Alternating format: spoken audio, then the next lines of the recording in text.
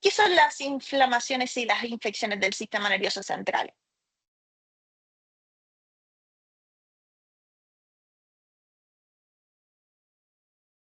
¿Qué podemos decir de ellas, chiquillos?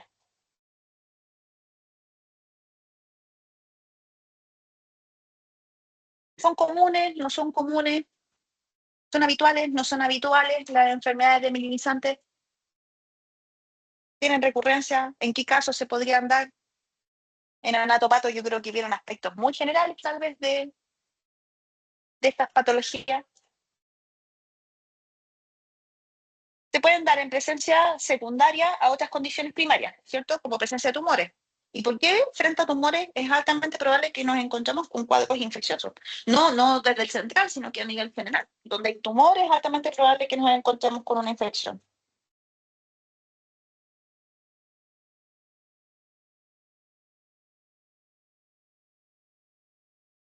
El tumor, ¿qué tipo de alimentación tiene? ¿Aeróbica o anaeróbica? Aeróbica, por lo tanto ocupa glucosa y los vecchitos, los agentes patógenos, habitualmente, ¿de qué se alimentan? De glucosa. Entonces, donde hay exceso de glucosa, es altamente probable que encontremos procesos infecciosos, ¿ya? Entonces, hay ciertas condiciones crónicas en las cuales nosotros podemos generar una preponderancia o una inferencia clínica en base a las condiciones infecciosas que son de cierta recurrencia. O sea, no es que ustedes se vayan a tocar con todos los casos que vamos a ver, pero hay cierta recurrencia. Como presencia de tumores, pacientes oncológicos, ¿por qué? Porque un paciente oncológico lo tapan en corticoides, viene de radioquimio, por lo tanto el sistema inmunológico se encuentra deprimido y por lo tanto las consecuencias infecciosas son un poquito más altas, ¿ya? ¿En qué otro caso podemos tener conflictos en pacientes que tengan problemas renales, ¿cierto? En pacientes que tengan problemas hemodinámicos de forma indirecta y pacientes que tengan afecciones metabólicas, como acidosis metabólica, desequilibrios de electrolitos, que es lo que vamos a ver ahora en un caso tipo, porque está interesante los casos clínicos que les traigo, ¿ya? Bien, y de las enfermedades minimizantes, ¿qué podemos decir de ellas? Esto a modo general, solamente como repaso clínico. ¿Qué son las enfermedades desmielinizantes? Desmielinizante, mielinizante, desmielinizante. Hay una alteración de la sinapsis, ¿cierto? Y eso producido por, puede haber disminución, destrucción, ¿cierto? O falta de producción de la mielina. Y la mielina en central, ¿quién la produce? Los oligodendrocitos. Y en periférico, las células de Schwann, ¿cierto? Bien, entonces ya sabemos que las enfermedades delinquizantes pueden ser una consecuencia. ¿Y por qué hago este hito entre la inflamación? Que en el fondo la inflamación no es más que una activación de la cadena inflamatoria frente a cualquier proceso, sea trauma, infección, oncológico, lo que sea. Siempre el cuerpo responde con agua. ¿Por qué? ¿Por qué necesita inflamación en un proceso patológico, cualquiera sea? Porque siempre abunda el agua. Porque para cualquier proceso metabólico, sobre todo las causas infecciosas de minimizantes, requieren un aumento de oxígeno local. Entonces, como las vías vasculares tienen una limitación en la cantidad de oxígeno, ¿qué es lo que hace el cuerpo? Empieza a arrastrar agüita. Y donde hay glucosa también va a haber agüita. Como consecuencia, ¿cierto? Nosotros vamos a ver cuadros inflamatorios. ¿Cuál es la diferencia entre un cuadro inflamatorio simple, como ejemplo, no sé, un golpe, local, puede haber una rotura capilar, ¿cierto? Y alguna destrucción local, fina, a diferencia de una infección? Molecularmente, ¿cuál es la diferencia? Molecular inflamatorio del inflamatorio infecto. Eso, el agua libre versus el agua ligante. Si bien es cierto, nosotros ya vimos en neuro que el agua ligante es algo habitual en el metabolismo y aproximadamente el 80% del agua intersticial e intracelular se encuentra ligante, pero bajo contextos metabólicos establecidos. Cuando se empieza a aumentar el componente ligante, empieza a aumentar señal. ¿Dónde yo debería buscar entonces, en base a esta introducción, yo dónde voy a buscar esta agua patológica? Si estoy en un protocolo de resonancia de cerebro. Ya, primero, potenciación T2. conos y complementos. Por lo tanto, de mi pool básico de rezo del cerebro estándar, ¿cuántos axiales tenía? 5 del cerebro estándar, ¿cierto? Tenemos un sagital, un coronal y 5 axiales. ¿El sagital qué potenciación es? ¿El coronal qué potenciación es? Y de los axiales, ¿cuáles tenemos? Difusión, Swan gradiente, ¿cierto? Flare, nos faltan dos. T2 turbo y T1 turbo. Entonces, si yo quiero buscar inflamación, infección, ¿dónde debería empezar a buscar? De estos 5 axiales, ¿dónde debería buscar? Ya lo tomaría como de forma secundaria. T2 turbo y flare, pues chiquillo, el flare para todos los procesos inflamatorios infecciosos. La primera secuencia que yo tengo que ver, encefalitis, meningitis, absceso, lo que sea patológico inflamatorio infeccioso, es el flare donde tengo que dirigir mi mirada. ¿Y por qué es importante ver el flare? Vamos a poner un caso más grotesco.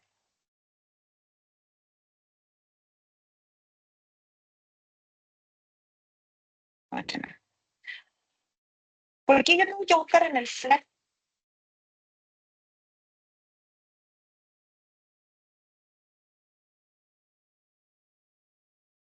¿Qué busco en el flare? Un desayuno, chiquillo. No, deberían tomar, pues chiquillos, para que despierten. Eso, estudiar en ayuno es súper bueno, dicen. Porque ¿qué voy? ¿No está compartiendo pantalla? ¿Por qué no me dicen que no está compartiendo pantalla, chiquillo? Ahí sí, eso, ahí se ve, eso. Ya, ¿por qué yo busco en el flare?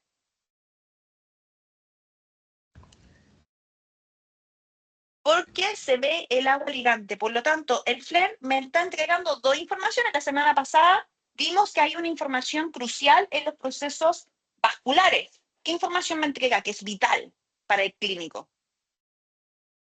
Tiempo, tiempo. El flare siempre nos da tiempo. Pero ahora estoy en otro escenario. Estoy buscando infección. Estoy buscando algo que está asociado a un agente patógeno.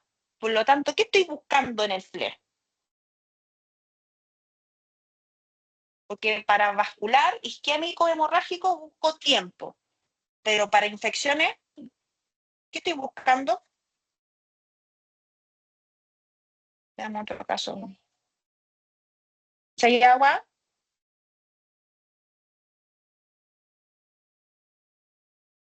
¿qué busco? Hiperintensidad. ¿Qué otra cosa busco en un proceso inflamatorio infeccioso?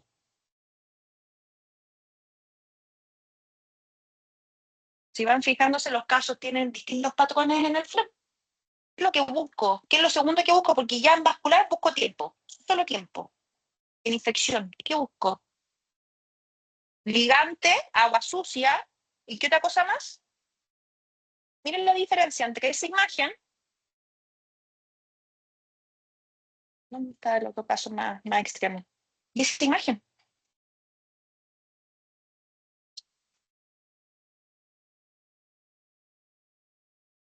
De hecho, les voy a mostrar otra, creo que es la misma que les mostré antes. ¿Qué está pasando con estos pacientes? Miren,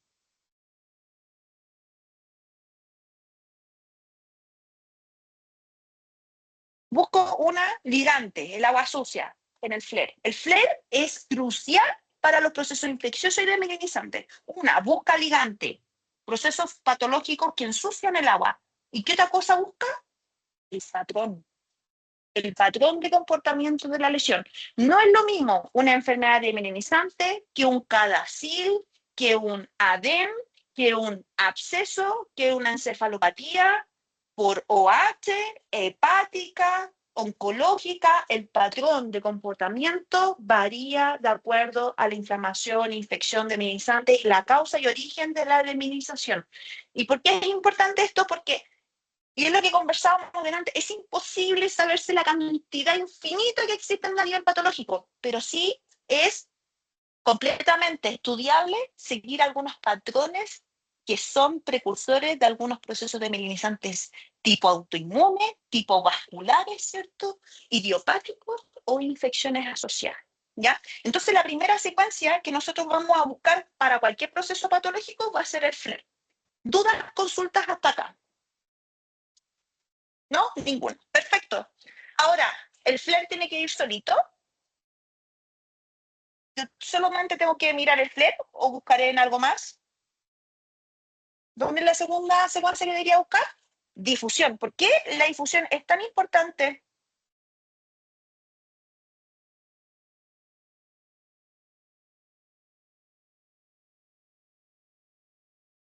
Porque me dice si estos hallazgos que yo estoy viendo en el FLAIR, ¿cierto? Tienen comportamiento intracelular o extracelular, como en este caso.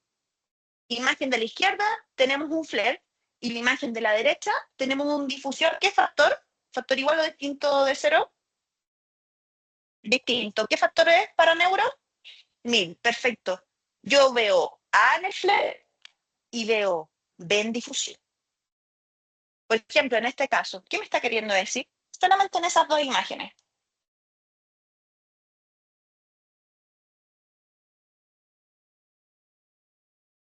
Este caso es súper interesante. ¿Qué me está queriendo decir la imagen del FLAIR, de la difusión? Porque son las dos imágenes del mismo paciente. Y si se fijan, la diferencia de la semana pasada, que yo veía manchón en el FLAIR, me indicaba el tiempo, si es que estaba dentro o fuera de ventana, y en la difusión había una homologación de la señal. Pero aquí es distinto. Yo veo A y en difusión veo B. Pongamos más compleja la cosa. A la profe le gusta hacerla difícil, hagámosla difícil. La imagen de la izquierda, ¿qué potenciación es? T2, la imagen del medio, FLAIR, y la imagen de la izquierda, vamos a ventanear un poquito más.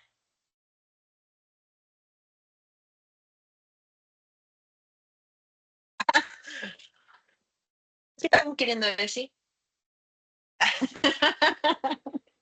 ¿Qué estamos queriendo decir? Se ve un patrón que pareciera que hubiera cierta coherencia, pero en difusión cambia. Po.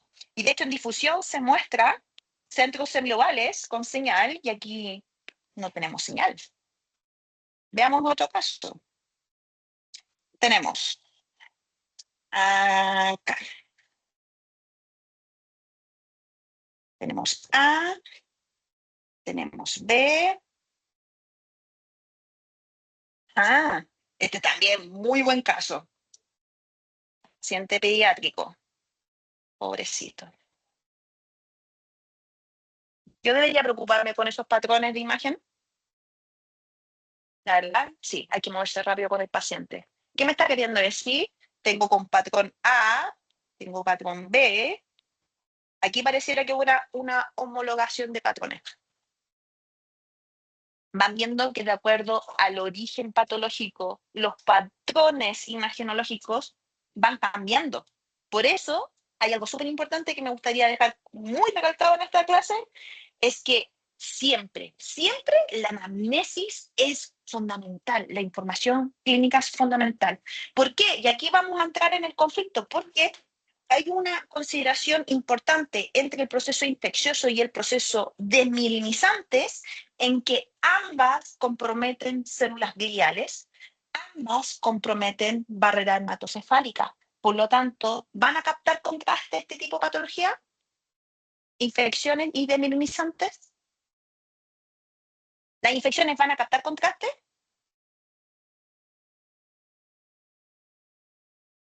El proceso inflamatorio y el proceso infeccioso tienen ciertas cualidades que son muy similares a las de melinizantes. ¿Por qué? Porque en todo estoy viendo patrones de señal. Hay algo gigante que está ahí. La diferencia es el patrón. Ahora, una enfermedad de melinizante y una enfermedad infecciosa, ¿van a captar contraste?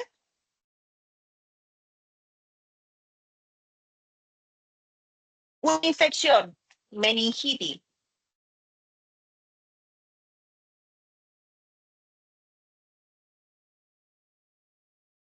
Ya, ¿y por qué debería tener vaso sanguíneo?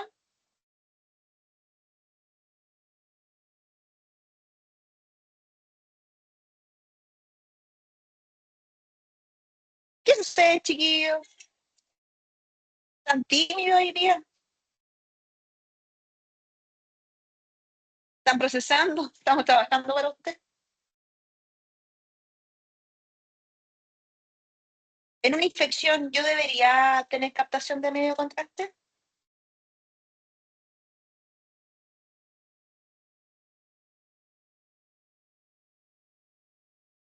Sí, ¿y por qué sí? ¿Qué pasa en una infección?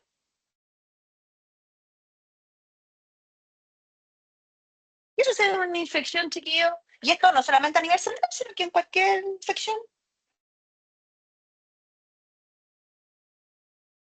Ya, ¿qué produce la infección? Entonces, por ejemplo, un absceso, una escara en la colita. ¿Qué que es una escara?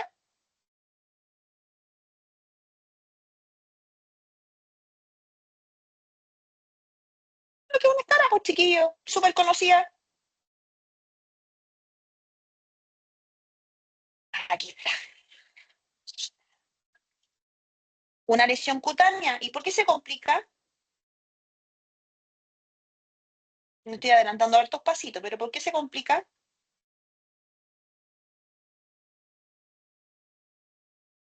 Porque una, hay oclusión de flujo. ¿Y por qué hay oclusión de flujo?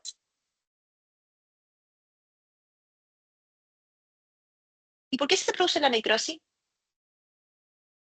Una, no llega oxígeno. Dos, el oxígeno que podría estar llegando, ¿quién se lo come? El agente patógeno. El agente patógeno. Y en eso de causa bacteriana o parásita. Y en el caso viral, ¿qué pasa?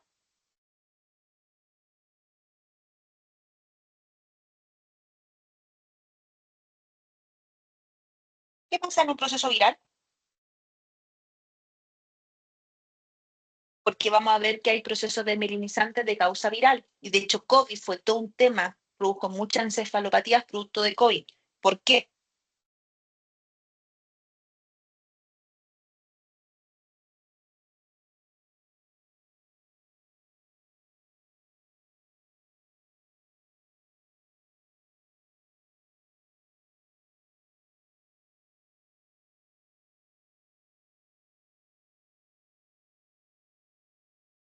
¿Qué sucede, chiquillos? Hay penas en sus corazones. ¿Pero dónde se aloja el virus cuando contagias? Adentro de la célula. Entonces, ¿qué hace consecuente con la célula? Consecuentemente con la célula. Una, se replica más rápido y dos, se alimenta más rápido. Por lo tanto, también tiene más consumo de oxígeno, tiene más consumo de glucosa, consecuentemente, y, y en esos escenarios no siempre capta medio contraste. ¿En qué casos captaría contraste como en este escenario? Tenemos otro caso, difusión, la imagen del medio en flare y la imagen de la izquierda de uno turbo. Condiciones virales, por ejemplo, meningitis, porque hay meningitis bacteriana y meningitis viral. Hay encefalopatías bacterianas y encefalopatías virales. ¿En qué casos yo sé que va a captar contraste? Porque uno puede ir generando predicciones imagenológicas en base a la clínica del paciente que vamos a empezar a revisar. ¿En qué casos captaría señal en caso de causas virales? Porque bacteriana ya sabemos, creo. ¿Por qué una causa bacteriana podría captar contraste? Como la meningitis bacteriana, que es una de las más comunes en hospitalarios. Los que están online también pueden participar de pronto, lo podemos escuchar. Hay algo que pasa a nivel vascular, que es parte de lo que vimos la semana pasada, pero el patrón cambia un poquito mucho en realidad. Una, hay inflamaciones vasculares, porque ¿dónde corre el oxígeno? en los vasos, ¿cierto? Se producen vasculitis de forma secundaria. Y en suerte con eso, ¿qué suele pasar cuando se produce la vasculitis? Destrucción de la barrera hematoencefálica. Es por eso que el medio de contraste puede captar señal en las zonas donde hay interrupción parcial o completa de la barrera hematoencefálica. Bacterianos y virales. Sí, bacterianos y virales.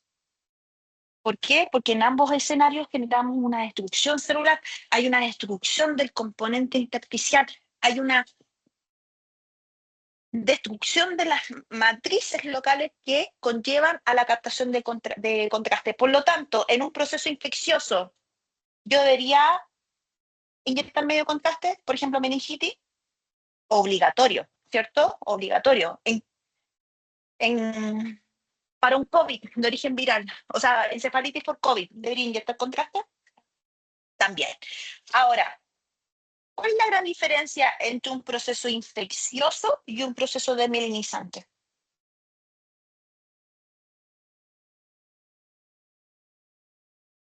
¿Cuál es la diferencia entre un proceso infeccioso y un proceso desmielinizante?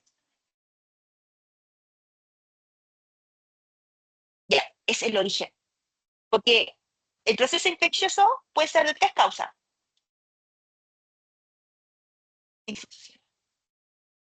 Pueden ser de tres causas las infecciones. ¿Cuáles son? Las más comunes. Bueno, en realidad son cuatro. Las más comunes, chiquillos. ¿Cómo yo me infecto? Ya, pero ¿qué agentes patógenos existen en el mercado? Bacteriana, viral, fúngica y parasitaria, ¿cierto? Las parasitarias habitualmente se dan junto con las fúngicas en pacientes inmunocomprometidos, VIH positivo, tuberculosis, ¿cierto? Mayor incidencia en enfermedades autoinmunes. Las bacterianas, ¿en qué casos se dan? Compromisos crónicos y procesos metabólicos previos, como antecedente de diabetes. ¿Qué le pasa al paciente diabético que no se trata? Es un paciente alterado metabólicamente. Por lo tanto, ¿qué le empieza a pasar? ¿Cuáles son los signos de un paciente diabético no controlado, no tratado? Pie diabético. ¿Y por qué se da el pie diabético?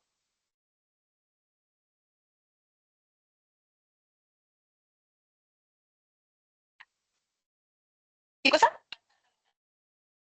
Una, hay una tolerancia. Y dos, ¿por qué se da el pie diabético y no mano diabética? O codo diabético. ¿Y qué pasa en el pie? ¿Qué tenemos en el pie? ¿Qué agentes patógenos son súper comunes en el pie? Hongos. Y un paciente que tiene un exceso de azúcar, una zona calentita, una zona húmeda, y aparte le damos glucosa porque está desregulado a nivel metabólico. ¿Qué le empieza a pasar el pie? De a poquito, pues chiquillo. Y ahí empieza el pie diabético. ¿Ya? Por eso es importante siempre saber condiciones mórbidas. Si bien es cierto, en resonancia no preguntamos tantas cosas asociadas al medio contraste como si las hacemos en tomografía computada. Preguntamos hipertensión por los efectos adversos, diabético por los efectos adversos, asmático por los efectos adversos. Pero en resonancia no se tiene la costumbre de preguntar, pero deberíamos. ¿Por qué? Porque estas cosas tienen precursores crónicas previas. ¿Ya? La gran mayoría de los procesos inflamatorios infecciosos tienen precursores previos. ¿Ya? El proceso desmielinizante, como bien decía la Cata, tiene otras cualidades. O sea, en el proceso infeccioso hay un agente, invade, activa la cadena inflamatoria y hay una interrupción parcial o completa de la barrera hematocefálica a nivel central. En el caso de una enfermedad desmielinizante puede ser de tres causas. Autoinmune. ¿Qué significa que sea autoinmune?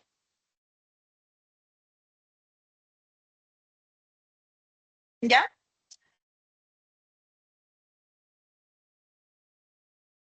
Exactamente. Puede ser eso, una destrucción de mielina, una destrucción celular, o sea, que ataque a las células precursoras de la mielina, ¿cierto? Y la otra causa es vascular, porque a nivel vascular se producen consecuentemente enfermedades deminizantes. ¿Ya? ¿Y eso qué provoca? ¿Y eso a consecuencia de qué? Porque efectivamente hay menos actividad metabólica. ¿Consecuencia de qué? Hay menos células. Por lo tanto, si hay muerte celular, baja el índice metabólico y si hay menos células que producen mielina, consecuentemente hay menos reemplazo mielínico, ¿cierto? Bien, ahora, ya vimos que las enfermedades demielinizantes yo voy a acusarlas sí o sí en el FLAIR y complementario voy a trabajar con la difusión, ¿cierto? ¿Qué me indica la difusión? Si en el fondo esos hallazgos tienen causas inflamatorias infecciosas o no tiene inflamación infecciosa o puede estar con compromiso intracelular o puede haber compromiso extracelular. Por ejemplo, en un absceso, ¿cómo debería haber la difusión como hallazgo inicial? Una masa, un absceso. Hiperintenso y en el mapa de C, en el mapa de C, hiper. ¿Por qué? Porque hay movimiento externo, cinético, ¿cierto? Y en el FLAIR, ¿cómo debería verlo? Hiperintenso. ¿Va a captar contraste esa lesión? Sí. ¿Y cómo capta? Sí, un absceso. De la periferia central, dependiendo del grado de necrosis central. ¿Ya? ¿Por qué? Porque el agente patógeno siempre ataca en un lugar focalizado y de a poquito está esparciéndose. Por lo tanto, lo primero que muere es la parte central. Por eso habitualmente se producen centros necróticos, porque es la primera zona donde se infecta. ¿Ya? En el caso de una enfermedad demielinizante, ¿cómo la voy a ver en la difusión?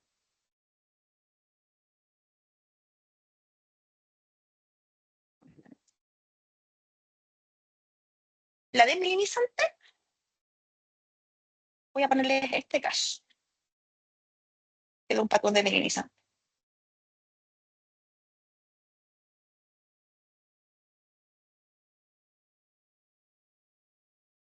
¿Cómo veo lo allá con el FLEP y en difusión? Veo allá, bueno, no tomen en consideración ese patrón, ese circulito, ese no lo tomen por ahora. Se ve hipo, iso, ponga mamá aparece.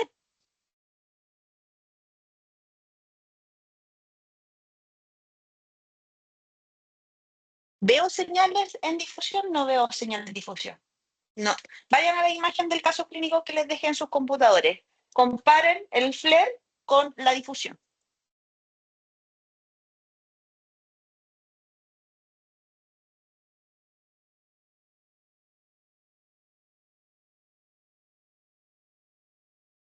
La imagen que dice neuroimagen, que está con el escáner.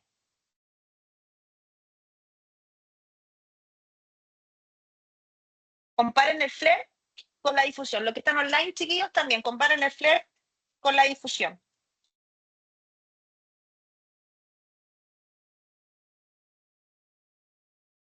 ¿Cómo se ve el FLAIR? ¿Cómo se ve lo haya con el FLAIR?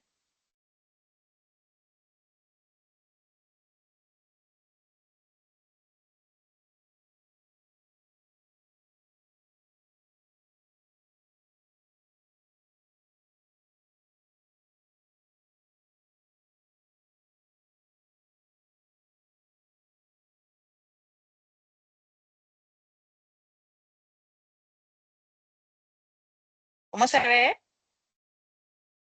Acá tenemos otro caso, el caso que nos toca revisar hoy día. Se ven hallazgos hiperintensos y en difusión hipo. En verdad se ve histo respecto al parénquima, más que histo. Ahora revisemos esas mismas imágenes con los hallazgos de escáner, porque al paciente le tomaron un escáner. ¿Cómo se ve el hallazgo en escáner?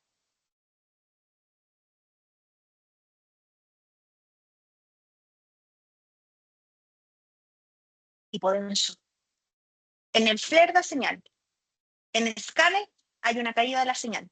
Y en difusión no hay señal. ¿Qué está queriendo decir eso?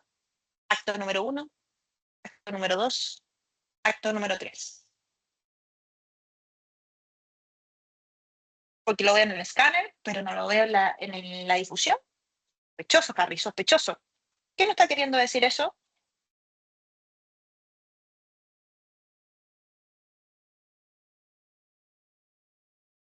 Aquí no buscamos tiempo. Aquí ya no estamos con tiempo.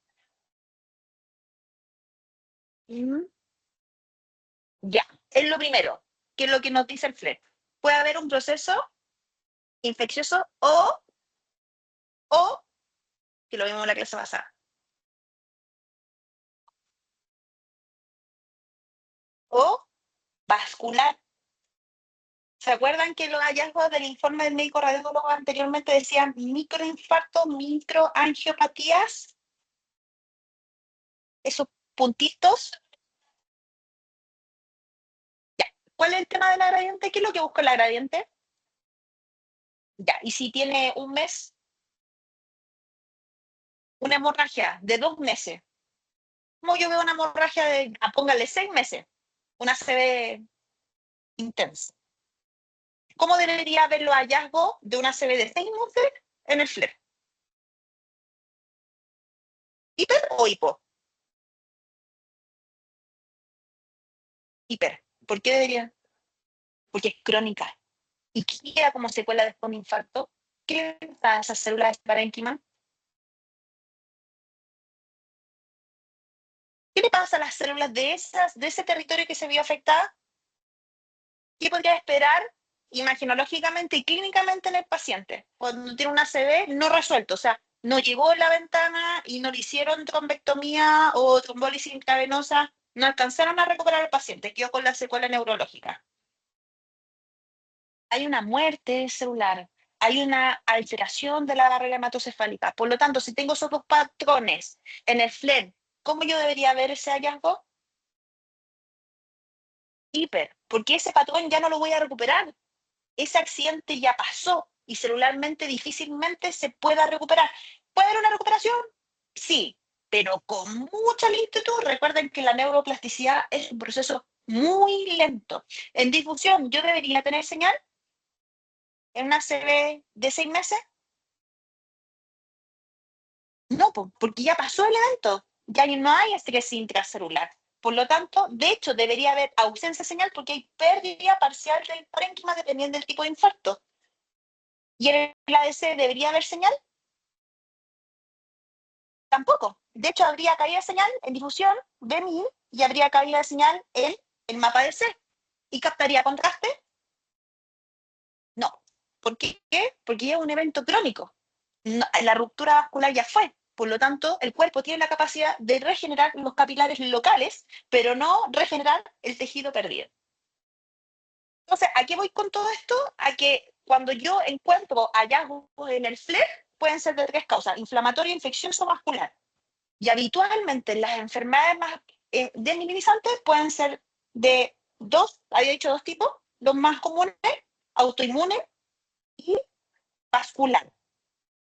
¿Por qué vascular? Porque producto de inflamaciones vasculares pueden producirse vasoespasmo y el vasoespasmo genera también compromiso de la barrera hematocefálica. Y por lo tanto, las células gliales pueden generar muerte local y por lo tanto generar un ambiente ligante local. ¿Ya? Para la enfermedad desminimizante, ¿debería administrar medio de contraste? Sí. ¿Por qué sí? Por lo mismo que dijimos anteriormente, porque hay un compromiso de la barrera hematocefálica. ¿En qué casos las enfermedades podrían dar señal, las demilizantes? En el caso de la esclerosis múltiple, cuando hay causas activas, o sea, cuando está en pleno curso. Son hallazgos súper aislados, es muy difícil ver una captación de esclerosis múltiple, pero puede existir dependiendo del avance. ¿Ya? ¿En qué otro caso hay que inyectar medio de contraste? Cuando tienen incidencia vascular, Cadacil, ADEM son habitualmente patrones demilitarizantes consecuentes de una enfermedad vascular que habitualmente este tipo de patologías son de causa autoinmune. O sea, en vez de atacar a las células que producen la mielina, atacan a las células vasculares. Y el ataque de las estructuras vasculares genera interrupción por rotura capilar y como consecuencia hay una alteración de la barrera hematocefálica. ¿Ya? Bien, dudas, es un poco más complejo la inflamación infecciosa y demilitarizante. ¿Ya? Entonces, para estos patrones, ¿dónde yo voy primero a buscar? En FLAIR. Después, difusión y después, medio de contraste, pues chiquillos. Necesito ver si está activo o está inactivo ese proceso. ¿Ya? Entonces, estamos viendo que las secuencias las vamos buscando información de acuerdo al tipo de patología que yo voy a buscar. Y aquí el T1 ya no me sirve, porque una enfermedad diagnóstica, ¿dónde la veo mejor? ¿En un T1, en un T2? En un T2. ¿Por qué? Porque donde yo voy primero a buscar es el hallazgo ligante y después, y tal vez, en el T1. Veamos el T1. ¿Cómo se ve el hallazgo en un T1? ¿Cómo se ve el hallazgo en un T1? Hipo. ¿Cómo se ve el hallazgo en el T2? Hiper. ¿Cómo se ve el hallazgo en el FLAIR? Hiper. ¿Cómo se ve el hallazgo en el gradiente? Hiper. ¿Y cómo se ve el hallazgo en el T1 turbo? Pero lo mismo el T1 gradiente que el T1 turbo. Cuesta verlo, pero si no fuese porque vimos las imágenes anteriores, no nos hubiéramos dado cuenta del patrón. Por eso, cuando yo busco desmielinización e infección, ¿a qué potenciaciones voy a recurrir? A los T2. Y siempre tengo que administrar medio de contraste. Entonces, para un protocolo estándar de enfermedad desmielinizante, viral, fúngica, parasitaria o bacteriana, van a ser los 5 axiales, el sagital T1, el coronal T2, y además a ese protocolo le vamos a agregar un FLAIR, idealmente de doble inversión, idealmente, sino un FLAIR estándar, idealmente volumétrico, sino secuencial. ¿Y por qué en el plano sagital? ¿Sí? ¿Por qué el FLAIR lo tenemos que agregar en el plano sagital? ¿Qué quiero descartar con el plano sagital? Una, para ver mayores estructuras a nivel morfológico, y dos, que lo hablamos al principio de la clase, que todas las patologías que les he mostrado ahora tienen allá con el FLAIR. ¿Pero qué cambia? ¿Qué es lo que cambia entre imagen e imagen? El patrón. El patrón es crucial, por lo tanto, en un plano sagital, ¿qué voy a descartar inmediatamente? Sin conocer la clínica del paciente. ¿Cuál es cuando yo veo allá con el FLAIR? ¿Qué cosa que yo quiero descartar inmediatamente solamente viendo allá con el FLAIR?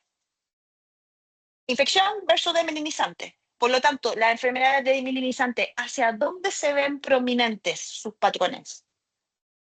Desmielinizante. ¿Dónde debería haber un patrón desmielinizante? En la sustancia blanca. Y un patrón infeccioso. ¿Dónde debería haber los hallazgos recurrentes? De forma simétrica, pues, chiquillo. Da lo mismo. O sea, no es que dé lo mismo, pero en el fondo el patrón es asimétrico a diferencia del minimizante, que hay un patrón definido que lo rige la sustancia blanca. ¿Ya? Bien, para enfermedades desminimizantes, ¿cuál sería el protocolo? Los clínico-axiales, tanque T1, coronal T1, 2 y FLAIR también. Idealmente de doble inversión, pues, de la caída del agua libre y además saturación grasa para aumentar la interfaz de contraste, idealmente volumétrico, porque algunos otros lo hacen secuencial. Si no, secuencial. A mí me gusta volumétrico y a los doctores también, porque es más información. Ahora, ¿estos protocolos requerirán de medio de contraste? Sí, tanto para infección, para ver la zona activa de la infección, indistintamente de su agente patógeno, y en el caso de la enfermedad desmielinizante, para descartar si es autoinmune, si es de origen vascular o si es de origen viral o bacteriano, cualquiera sea. ¿Ya? Dudas, consultas respecto al tecnicismo de los protocolos. Las zonas activas desmielinizantes por causa autoinmune, vasculares o infecciosas. Infecciosa habitualmente de origen viral. Es verdad, son los mismos protocolos. Ahora, ¿de qué depende? De la anamnesis, de lo que nos diga el paciente. Y para eso les tengo hartos casos. ¿Ya? Bien, vamos a ver el caso número A. Poca información tenemos de este paciente. Caso A, paciente hace un tiempo, esto es lo que escribió el colega, refiere ser operado de obstrucción de cavidades perinasales. El domingo tiene un síncope. ¿Qué es un síncope? Desmayo, ¿cierto? Acompañado de secreción del líquido cefalorraquídeo por la nariz. O sea, ¿cómo se ve el líquido cefalorraquídeo? Transparente y cuando está infectado. Es un poquito viscoso. Es como moquillo blanquillo. Habitualmente suele caer. Y cuando no es moquillo, no tiene olor. Esa todo está infectada. Porque cuando tiene infección, hay olor. ¿Ya? Y tiene que ser un caso recurrente porque no cualquiera dice que tiene antecedentes de secreción de líquido cefalorraquídeo. Antecedentes de neumoencéfalo. ¿Qué es neumoencéfalo? Hay aire. ¿Y tener aire a nivel cerebral es normal? No. Cuando yo me encuentro con neumoencéfalo, ¿qué podría estar sospechando solamente por ese dato? Hay una infección de origen bacteriana, no hay de otra. ¿Por qué? Porque como consecuencia produce gases la infección y como consecuencia, que no solamente pasa a nivel cerebral, produce aire local. ¿Ya? Bien, damos la imagen. Entonces, el paciente dice que tiene secreción local y neumoencéfalo. ¿Cómo yo busco el neumoencéfalo? Es lo primero que buscaría, porque donde hay aire, ¿qué es lo que va a haber? Fíjense que tiene neumoencéfalo. Tiene antecedentes de líquido cefalorraquídeo. Tengo que sospechar dos cosas. La primera, donde está el aire va a estar la infección. Por lo tanto, ¿en qué secuencia busco el aire?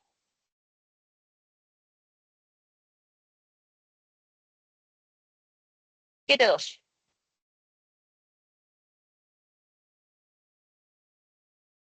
Turbo gradiente, porque efectivamente es un T2. Pero tú, ¿por qué gradiente?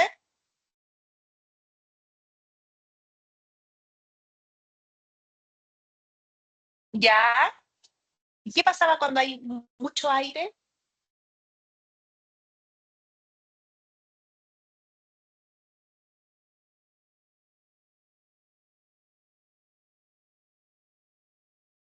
¿Qué produce la presencia de aire? Que hace que la gradiente sea un manjar para encontrar. Aumenta la interfase de contraste. ¿Ok? Hay aumento de interfase de materia. Parénquima, aire, parénquima. Por lo tanto, tenemos aire, tipo, efectivamente. Si yo veo ese patrón, ¿de qué otra patología podría sospechar? ¿De qué patología? Si yo no supiera cómo se ve el aire en resonancia, ¿ah? Parasitaria o capositílico, VIH, neurocítico, sí. De hecho, tengo ahí en Facebook, hace muchos años, una de las primeras personas haitianas llegó con, yo creo, fácil eran 32 o 40 y tantas sáculos de parásitos a nivel cerebral. Cerebro lleno de parásitos, lleno. ¿De qué otra patología podría sospechar solamente viendo ese patrón? Lo vimos la semana pasada.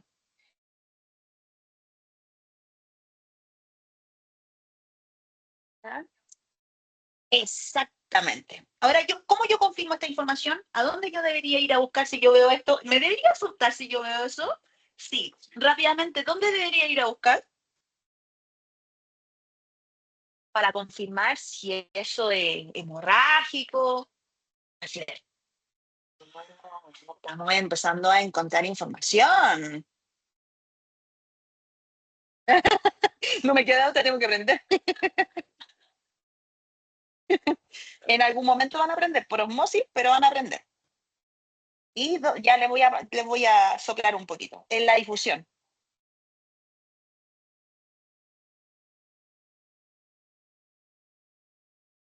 La próxima, la siguiente. 15 días más. ¿Sí? Todos juntitos. Ya. La imagen de la izquierda, ¿qué potenciación es? ¿O qué secuencia es? Un flare. La del medio y la de la derecha, difusión. ¿Qué me está queriendo decir el patrón?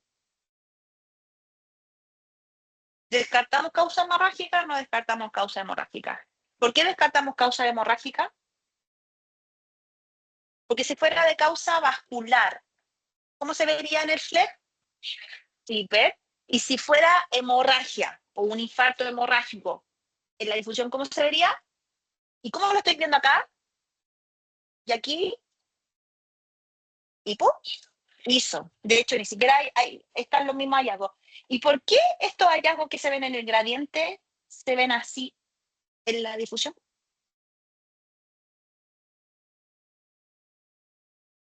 Como feito.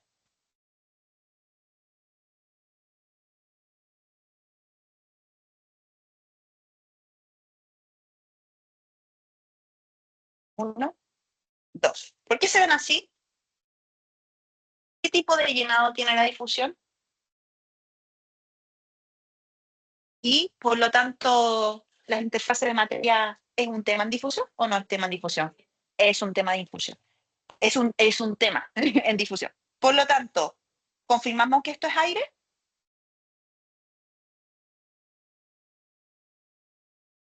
¿Por qué yo puedo confirmar con la difusión que eso es aire? Porque ocupo la distorsión geométrica que produce el tipo llenado del espacio acá para confirmar la interfaz de materia que existe entre el parénquima y el aire. Ah, bien. Ay, que me asustó. Corazón. Basta nomás. Bien.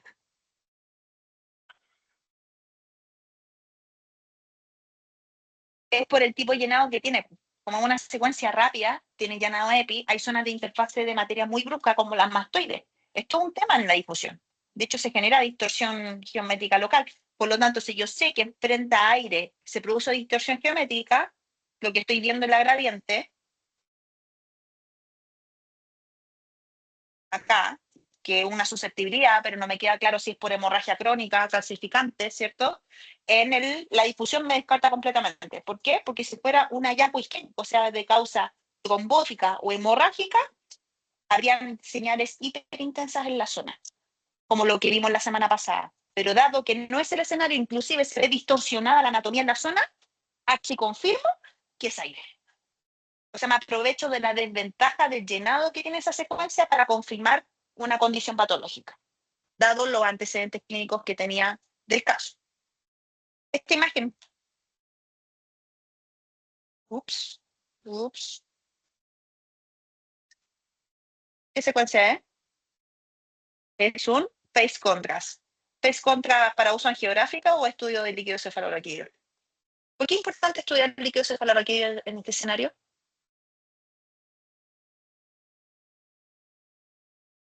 Porque estaba eliminando líquido cefalorraquídeo. Por lo tanto, ¿qué estaba sospechando el médico, el tecnólogo que estaba haciendo este caso? Yo no lo hice.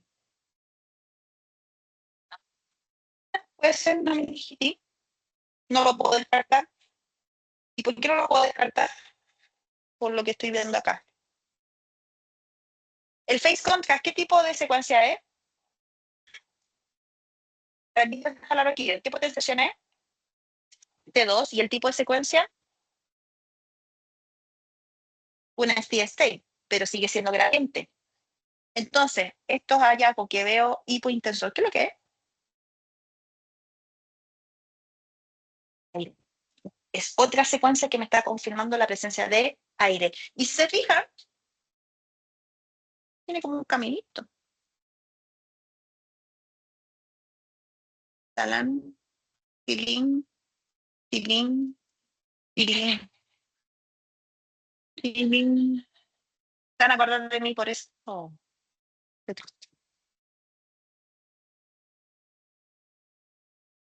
¿de dónde vendrá ese aire? Y de los senos, pues, por lo tanto, ¿qué estaba cursando este paciente? Una sinusitis complicada. De hecho, este es un caso muy similar de un chiquillo que atendía en el Barrio Luco. Años, ya no me acuerdo qué año. Tenía 15 años el chiquillo. Entró a urgencia por secreción recurrente, mal olor. Lo mandaron para la casa con antibiótico. Volvió de nuevo porque empezó con dolor de cabeza muy fuerte. Lo mandaron para la casa. Llegó por tercera vez en la madrugada. Esto fue en un intervalo de 24 horas. Fue 3 veces a urgencia. Y a la tercera llegó convulsionando. Le tomaron un escáner. Se encontraron así una masa. Y no sabían del origen. Nos pidieron resonancia, nosotros nos estábamos preparando para anestesia, fue como a las 5 y tanto de la mañana, 6:30 ya estábamos haciendo el paciente. ¿Vieron las imágenes?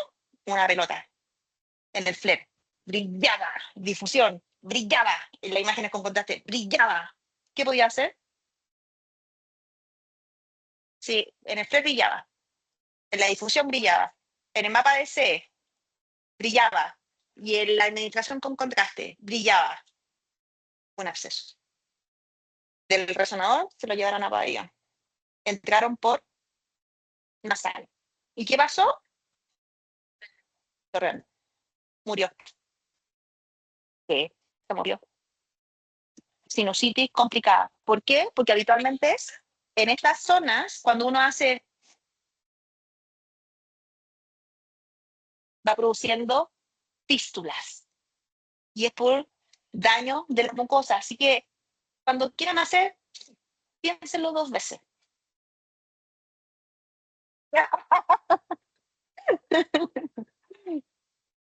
Ahora, ¿cómo yo podemos confirmar esto? Acá tenemos las imágenes de 2, de 1 y un coronal. Potenciación de la imagen de la derecha, de 1 de 2. ¿Cómo vemos globo? ¿Hiper o hipo? Hiper. Estamos en un T2, un T1. T2.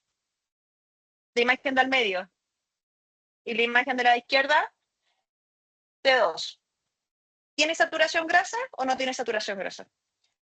¿Qué saturación grasa se empleó en este contexto patológico? Entonces, pueden ser dos, STIR o Dixon. Y en el contexto patológico, ¿qué es lo más apropiado? STIR. ¿Y por qué un STIR en una técnica espectral? Porque el FOB es acotadito, cavidad perinesal es una zona acotadita. Pero ¿por qué no es recomendable ocupar técnicas espectrales considerando las condiciones patológicas del paciente? ¿Cuál es el conflicto de ocupar una técnica espectral acá? ¿Qué tenemos? ¿Qué recibimos que tenía? Aire. ¿Y las técnicas espectrales funcionan bien o mal con el aire? Malísimo, pues chiquillo. Por lo tanto, ¿era opción ocupar una técnica espectral? No. De inversión, recuperación o Dixon, cualquiera de los dos. ¿Y qué estamos viendo? ¿Qué le pasó en el etmoide al pobre chiquillo o chiquilla? No sé si era paciente masculino. Eso que estoy viendo en la celda etmoidal, ¿es normal o patológico? Tiene una infección, chiquillo. ¿Captó contraste o no captó contraste? Captó, captó. Brilla como ampolleta. Y además, ¿qué le hicieron?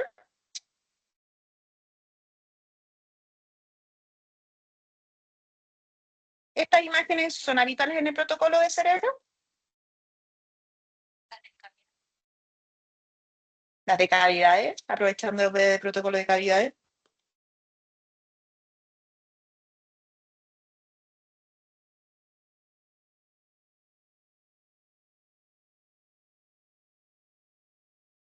¿Es normal o no es normal ver esa imagen en este protocolo? No es normal, ¿cierto? ¿Por qué le agregamos un coronal de 2 y tiene técnica de saturación grasa esta máquina, todo esto? ¿Sí? ¿De qué tipo? ¿Es sí?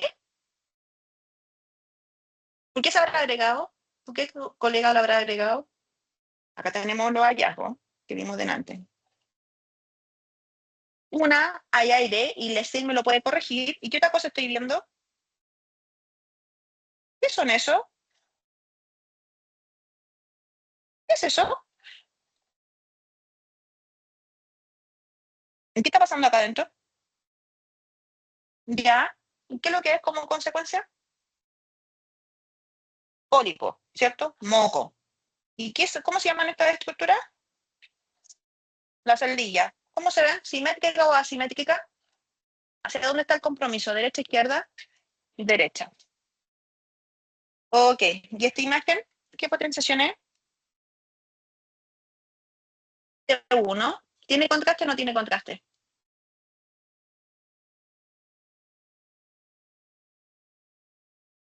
Si estoy en un T1 es normal ver eso. No. Si estoy en un T1 es normal ver eso. Estoy en los cornetes. Los cornetes, ¿qué son? ¿De qué están compuestos? ¿Qué les cae por la nariz cuando están resfriaditos? Moco. Y el moco es sólido, líquido, líquido. Por lo tanto, ¿cómo debería ver los cornetes en un T1 y en un T2? ¿Por qué estoy viendo hallazgo hiperintenso si tiene porque tiene medio contraste y es en la zona de infección activa del paciente? O sea, efectivamente ha estado cursando un cuadro infeccioso y probablemente haya hecho una fístula y como consecuencia realmente era real el líquido cefalorraquídeo que estaba cayendo. ¿Debería preocuparme con estos hallazgos? Sí. ¿Debería darle prioridad en el informe? Veamos el informe. Antecedentes clínicos no consignados en la orden médica. Me encanta que los médicos pongan información. Neumoencéfalo, efectivamente lo confirmó. De predominio de porciones no pendientes. Colecciones subdurales. ¿Dónde están las colecciones subdurales? En la zona meningia. ¿Cierto? Ahí tenemos hallazgos de colecciones subdurales. Y habla de colecciones. Por lo tanto, en el FLAIR deberían dar señal. Ahí se ven los hallazgos. ¿Se ven más señales de lo que debería haber? Porque en esa zona debería tener señal. Normalmente, no. Perfecto. ¿Qué más ve? Colecciones subdurales hemisféricas y laterales aproximadamente sin efecto de masa, que también muestran niveles hidroaéreos. ¿Vimos los niveles hidroaéreos? Sí, vimos los niveles hidroaéreos. La estructura de la línea media se en ubicación normal, con encéfalo cerebelo sin lesiones focales, cisterna subaracnoidea de la base, amplitud dentro del rango normal. Y el uso de contraste no muestra refuerzos anormales, ingurgitación, paquimeningia con aumento de volumen de los senos durales, lo que puede encontrarse en el contexto del síndrome de hipovolemia. Impresión, neumoencéfalo difuso, colecciones subdurales, ¿cierto? Asociado a signo de hipovolemia y secreciones efenoidales y cambios inflamatorios etmoidales y maxilares. O sea, estábamos dentro de un contexto infeccioso. ¿Hay que darle prioridad? Hay que darle prioridad. Segundo caso, paciente hospitalizada. Antecedentes quirúrgicos, ninguno. Alergias, ninguno. Patologías renales, tampoco. Exámenes previos, resumen clínico, examen de laboratorio. Sospecha diagnóstica, estatus convulsivo, febril, hito febril. Antecedentes de recién nacida, 29 semanas, sin complicaciones en el parto, y está hospitalizada hace 3 días. Ingresa al servicio de urgencia por primoconvulsión. ¿Qué significa primoconvulsión? Búsquenlo. Son conceptos que van a ir escuchando con cierta frecuencia. ¿Qué es lo que es primo? No es lo mismo convulsión que primoconvulsión. Busquen primoconvulsión. ¿Qué es? En la primera convulsión de un paciente, cualquiera sea el periodo. Mi primoconvulsión. Dice, estatus convulsivo febril con focalidad. Una gastritis con deshidratación moderada por acidosis metabólica leve. Paciente, creo que tenía 6 años. Citopenia en estudio, hito febril por Escherichia coli, ¿cierto? Menos. Paciente de 10 meses con sus vacunas al día. Antecedentes de 39 semanas. Padres inmigrantes de Venezuela. ¿Por qué es importante los antecedentes de los papás? porque las condiciones sanitarias de otros países no son las mismas que las chilenas, por lo tanto tenemos que considerar otros agentes patógenos, ¿ya? La paciente es nacida en Chile y tiene sus controles de nefrología por ITU a repetición. Inicia fiebre de 39. ¿Mm? ¿Qué cosa? Sí, ese es el nombre de la paciente. Se me fue. No me gusta poner los datos del paciente. Ya. Ingresa con fiebre de 39. Le dieron paracetamol. El 30 persiste fiebre y además se le asocia diarrea. Fiebre con diarrea. ¿De qué estamos hablando? Con fiebre, que es el primero que debería sospechar. Infección. Diarrea. ¿Qué estoy infección gastrointestinal? ¿Puede tener compromiso sistémico? Perfectamente. Un paciente menor de 2 años, las incidencias sistémicas son muy altas. ¿Ya? El 31, porque esto fue el 29, llegamos al 30 y el 31, al tercer día, empieza con vómito, en 2 ocasiones. Sin tos, diuresis positiva, sin cambio, sin persona. Ingresa en condiciones regulares, con 38 de temperatura, frecuencia levemente altita para la edad de ella, ¿cierto? Llene conservado, cardio y exámenes de sangre. Estando en el reanimador, esta es la parte más importante, estando en el reanimador la notan con compromiso de conciencia, rigidez generalizada mayor en extremidad superior izquierda, ojo con ese dato, con cabeza rotada a derecha. Luego se describe verbalmente como hipertonía seguido de clonias de extremidad superior izquierda. Le dan oxigenoterapia, lorazepam y persiste la convulsión, por lo que se inicia fenitoína de tono yugular. Y al parecer, con ese estado se va a la UCI. O sea, estando en una convulsión, en un estatus convulsivo en urgencia, le dieron medicamentos y aún así no pasó nada. Perfecto. ¿No tenemos más datos? No, tenemos el informe. Vamos al caso número 2. Caso número B. Caso número B. Nos encontramos. No, no, no, ese no. Caso número B. Perdón, aquí. Nos encontramos. T1. ¿Hallazgos del T1? ¿Se ven? Cosas rapiditas. ¿Te llama la atención algo? Ah, rápido. Mejor se ve en el coronavirus. Ajá. Tenemos un hallazgo. Ajá. Tenemos otro hallazgo. ¿Tiene sentido la clínica que presenta la paciente? Rigidez tónica, con movimiento clónico, con rigidez de izquierda y dirección facial a derecha. Por lo tanto, ¿cuál es el compromiso cerebral que yo debería esperar si tiene una rigidez a izquierda a nivel motor?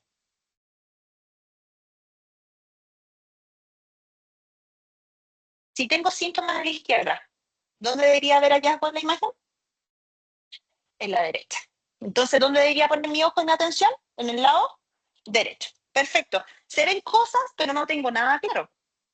Perfecto. Vámonos a los.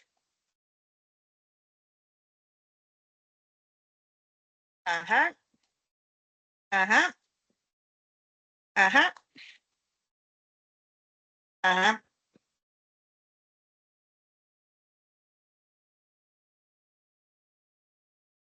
T2, PLE, gradiente y. ¿Qué está queriendo decir? En el T2, ¿qué estoy viendo? Rápidamente, en base a la anamnesis o las reseñas anatómicas que hemos visto hasta ahora. ¿Cómo podrían describir esos hallazgos que se en el T2? Porque en el T2 turbo está dando información. Primero, lo primero que llama la atención, la región. ¿Y esto qué son?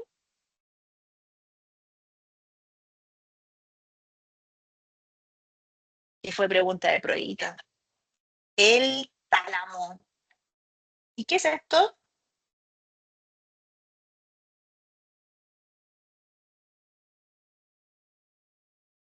Los tractos. ¿Qué tracto? Corticoespinal. ¿Qué me está queriendo decir el T2? Solamente viendo el T2.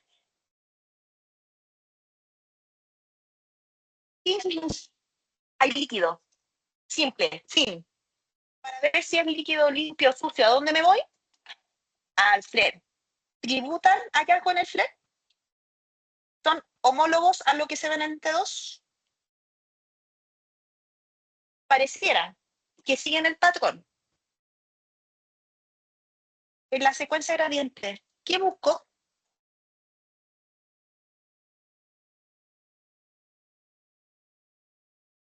Susceptibilidades de qué tipo de patologías, hemorrágicas de qué tipo, pero de qué estadio, subagudo crónico o clasificaciones patológicas.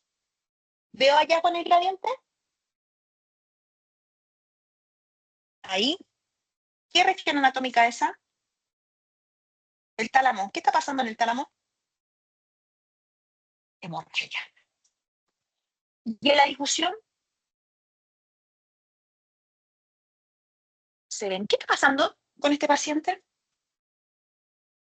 Vamos al mapa de C. Es importante ver el mapa de C.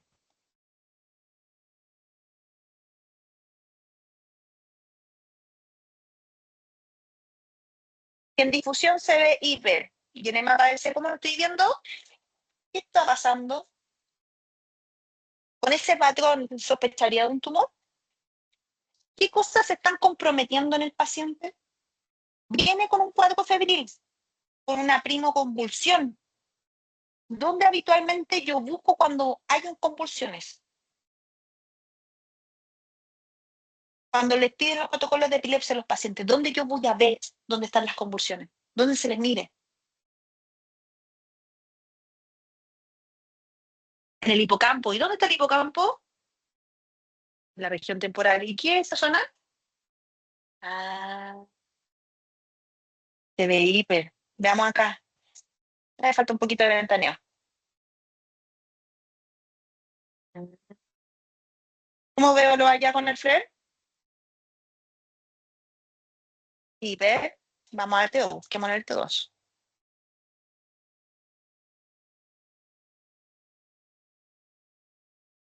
¿Cómo se ve en el T2? Hiper. ¿Tiene mapa de ese? Hipo. ¿Qué está pasando?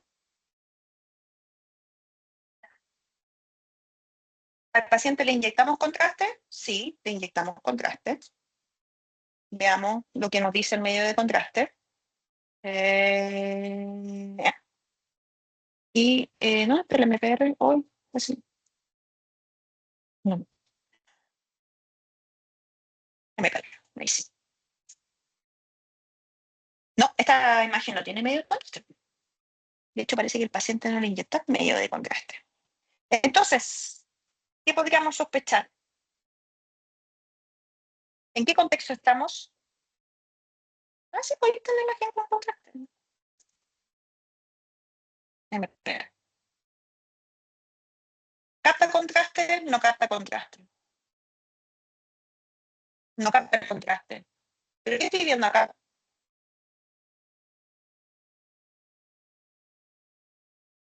Esa lesión talámica, ¿de qué origen es? Dato convulsivo, síndrome febril, gastroenteritis, le dieron antiinflamatorio, no responde, genera una respuesta tónica, viéndolo el clínico, y lo dejan en UCI. Tiene ITU a repetición. Puede ser una causa infecciosa o si brilla en difusión, cae en el EDC, brilla en el T2, brilla en el FLEX. ¿Qué podría ser?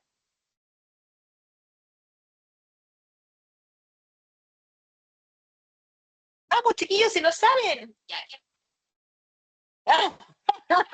Yo me rindo. Los chiquillos que están online, ¿qué puede ser? Si es que alguien me responde. Si es que hay alguien ahí vivo. Estamos vivos, profe. Gracias, que estén vivos. No, claro que es. Si brilla en el flare, brilla en el T2, brilla en difusión, cae en la ADC y no capto contraste. ¿Es de origen vascular? No. ¿Por qué? Lo descarté con el contraste. ¿Puede ser inflamación, infección? ¿Puede ser un absceso? ¿Puede ser un absceso? ¿Puede ser una infección? ¿Cuál es el contra de que no sea un absceso? En la padece brillaría y lo otro, el absceso, habitualmente es de forma circular y capta en la periferia. Veamos. Sería una resonancia cerebro con una total. Vimos solamente las imágenes de cerebro. Antecedente, hito febril. Restricción de la difusión que comprometen ambos tálamos. Brilla en el MIR y cae en el mapa de C. Veamos de nuevo. Veamos de nuevo. En el T2, ¿cómo se ven las lesiones? IP. En el FLEC, ¿cómo se ven las lesiones? En la gradiente se ven lesiones solo la región talámica. Y donde chilla más la patología es en difusión, y en el mapa S consecuentemente se ve hipo. ¿En qué contexto estamos? El médico que dijo difusión con hallazgo, ¿cierto? Que compromete tálamo, cápsula interna, sustancia blanca periventricular, o sea, las regiones semiovales, anterior, posterior. Ahí lo dice. Sustancias blancas de ambos centros semiovales. Los centros semiovales son estas zonas, chiquillos, donde cuando hablan centro semioval, hablan de esta zona. La región sustancia blanca anterior, posterior de la región corticoespinal. Perfecto. Tiene compromiso cortical, frontoparietal, bilateral, mayor a izquierda. Se observan estigmas de hemorragia talámica bilateral. ¿Dónde buscó ese hallazgo el doctor? En el T2 gradiente. Se observan áreas de restricción de la difusión que comprometen la imagen posterior del tronco encéfala con petequia. ¿Qué es petequia? Búsquenlo. Petequia. Petequia.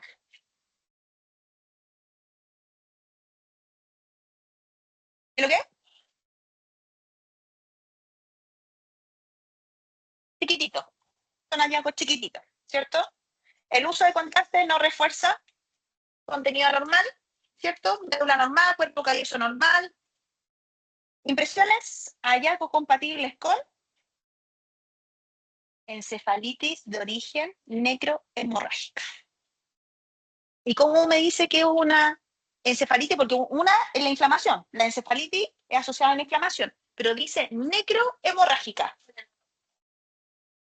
En la difusión, el que acursó el patrón necrohemorrágico. Y si se fijan, imaginológicamente, no hay hallazgos que son similares a lo que vimos la semana pasada, sino que son destrucciones capilares intraparenquimatosas que dan esos hallazgos. Probablemente la causa infecciosa generó una alteración de la barrera hematocefálica, una interrupción vascular que generó un estrés celular local y es la causa por la cual el paciente hizo la primoconvulsión.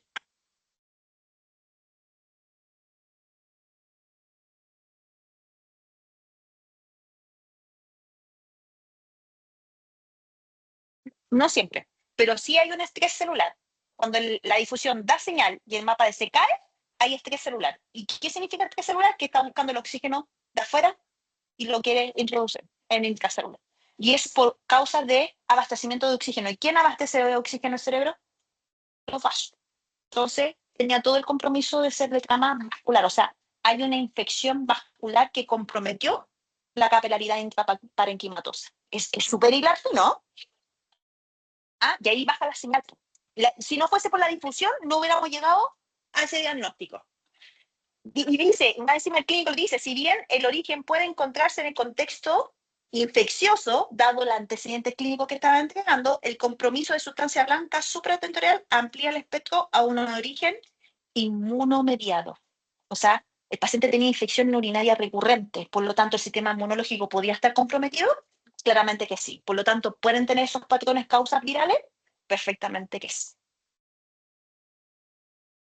Habitualmente estos patrones hacen que el paciente viva, pero con muchas secuelas neurológicas. Vamos al siguiente caso, dígame.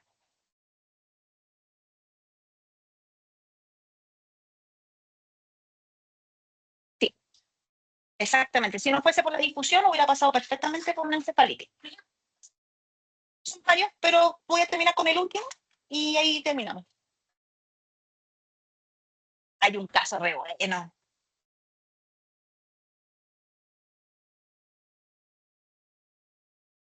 El más brillo. Sí, ese quiero mostrarle.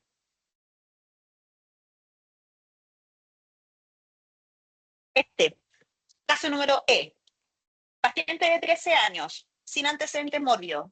Ingresa el día 13 de marzo con paro cardiorrespiratorio recuperado secundario a ahorcamiento. Grave, con soporte médico extenso, medidas de neuroprotección. Conectada a ventilación mecánica desde ingreso, sin reactividad neurológica. Presenta convulsiones precoces yuguladas con 2 anticonvulsionantes. O sea, los anticonvulsionantes no le hicieron nada. AngioTAC de cerebro sin lesiones vasculares. Evoluciona con clínica hipertensiva endocraniana. Ojo con el dato, se realiza TAC de cerebro que evidencia signos de edema cerebral difuso, probablemente en el contexto de encefalopatía hipóxica isquémica. Vamos a la imagen. La paciente tuvo intento de suicidio. Era el caso E. Tum, tum. La imagen superior izquierda, ¿qué secuencia es? Superior derecha, ¿qué puede ser? Es un flare. Nutriente, difusión. La paciente se ahorcó. Llegó en paro, recuperado, pero la sacaron del paro. Tu respuesta neurológica estaba sin reactividad, este es otro dato importante, y tiene evolución de hipertensión endocraniana. Porque esos datos son relevantes.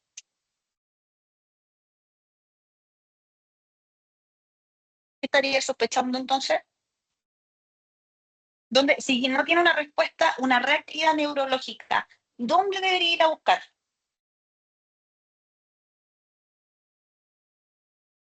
¿Tálamo? ¿Qué otra forma debería ir a buscar? Estos hallazgos en el FLAIR, ¿son normales o patológicos? ¿Es normal ver los núcleos así? ¿Estos hallazgos en difusión son normales o patológicos? ¿Es normal ver los centros semiovales, que son estas zonas, con esa señal?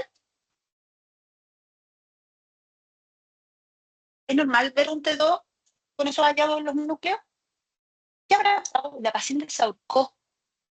¿Cómo se ahorca una persona? Literalmente genera una compresión cervical. Por eso a esta paciente, además, no sé si está en la imagen del escáner, le pidieron un escáner. Bueno, igual le pidieron la columna cervical a la paciente, pero le hicieron una fase angiográfica, ósea. ¿Qué querían descartar con el óseo? Fracturas, lesiones por el ahorcamiento. Y en la resonancia, la reso de columna cervical, ¿qué quería descartar? No las mostré acá, pero lesión medular, isquémica medular. Y el escáner, el angioscáner, ¿por qué le han pedido un angioscáner? Una paciente que se ahorca. Y por lo tanto, ¿qué patologías podrían presentarse en una paciente con ahorcamiento? Isquemia. ¿Y qué otra patología? Estoy comprimiendo el vaso. Hipoxia o, en el peor escenario, disecciones, porque se genera vasoespasmo. Ok, vámonos de nuevo a las imágenes. Mapa de DC, difusión.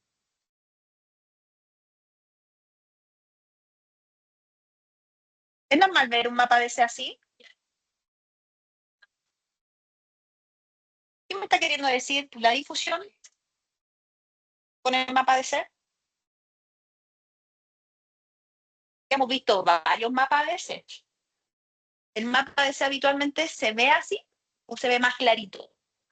Más claro. ¿Qué significa que se esté viendo tan oscuro en esta imagen, en esta paciente, con estos antecedentes clínicos? Más que necrosis, una hipoxia. Y si yo estoy viendo esto, ¿me debería asustar? Sí, y debería preguntarme algunas cosas. ¿Qué cosas debería preguntarme de la paciente? ¿Viene recuperado un paro? ¿Está con aumento de la presión intracraniana? Por lo tanto, ¿qué debería preguntarme? ¿Cuánto tiempo estuvo en paro? ¿Dicen los antecedentes clínicos? No. Ah, pero aquí tenemos otros datos y con esto termino para que vayan a comprar su desayunito. Que esta paciente, ¿qué caso era? El E. El E. Esta paciente le pidieron, bueno, escáner. ¿Y qué dice el escáner? Edema cerebral difuso. ¿Cómo se ve el edema cerebral difuso en el escáner? Hay algo difuso. Pero ese edema, ¿cómo debería ver el edema? Edema, agua, hipodenso, ¿cierto? En el contexto de encefalopatía hipoxioquímica, cambios inflamatorios polisinusales. Tiene gases. Y los gases, el pH me está diciendo que está en 7.4. ¿Está normal o patológico? Patológico, pero significativo. No, está en acidosis metabólica, porque el cambio del pH me habla de acidosis metabólica. ¿Está en una acidosis? No, no categoriza, pero si yo me descuido a nivel metabólico, va caminito para allá. Y tiene los antecedentes. Pero hay algo que aquí llama la atención.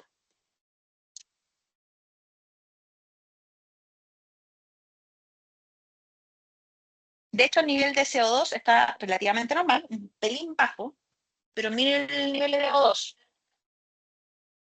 Están disminuidos. ¿Saturación de cuánto es? ¿Qué está queriendo decir eso? Pero a nivel cerebral o a nivel sistémico, sistémico. Creatinina 0,49. ¿Estamos en rangos normales? ¿Qué me está queriendo decir eso, considerando que la paciente tiene aumento de la presión intracraneana? Están funcionando, pero pueden que estén funcionando en una medida de estrés. O sea, la creatinina todavía no da valores alterados por ahora. Y miren los electrolitos. ¿Por qué es importante analizar los electrolitos en este escenario? Una, ¿y qué pasa cuando hay desequilibrio de electrolitos?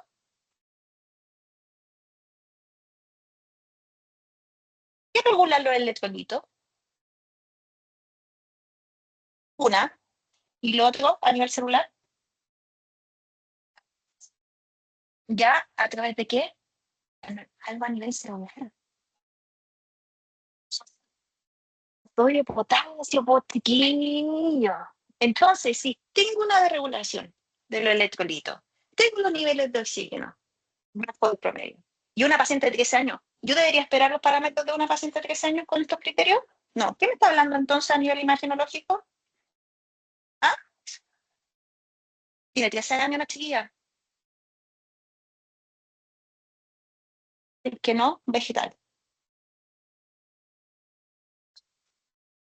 Porque tiene todo la córtico espinal comprometida. Por lo tanto, si llega a desconectarse, que lo veo difícil, ¿por qué? Y es lo que creo que el otro día conversaba con uno de ustedes, cuando a los pacientes no le dan el pase de anestesia, se lo dan por una sola razón, porque entrar a la anestesia con el paciente no es el problema, es sacarlo de la anestesia.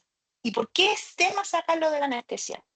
Ella entró, la clínica dice, entró con ventilación, está con hipertensión y aparte está con soporte médico extenso, medidas de neuroprotección y además está con ventilación mecánica.